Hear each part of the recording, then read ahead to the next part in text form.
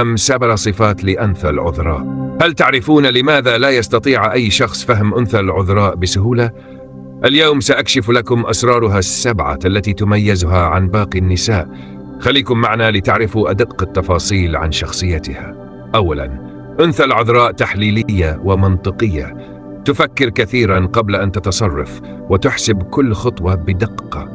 ثانياً، هي عملية وواقعية، لا تحب الأوهام وتفضل الحلول الواضحة على الكلام الفارغ.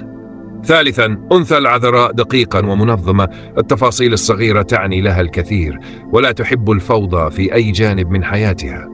رابعاً، هي حساسة وعاطفية، لكنها لا تظهر مشاعرها بسهولة وتمنح قلبها فقط لمن تثق به.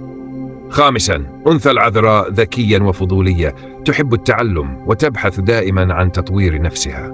سادساً، هي مخلصة وصادقة، تحترم العلاقة ولا تقبل الخيانة أو الكذب مهما كانت الأعذار. سابعاً، أنثى العذراء تحب الكمال، تتعب نفسها كثيراً لتكون الأفضل وأحياناً تكون قاسية على ذاتها.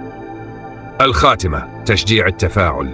إذا أعجبتكم هذه الفقرة اكتبوا لنا في التعليقات ما هو برجكم لنقوم بتحليل برجكم أنتم في الفيديو القادم. ولا تنسوا الاشتراك في القناة وتفعيل زر الجرس حتى لا يفوتكم أي جديد.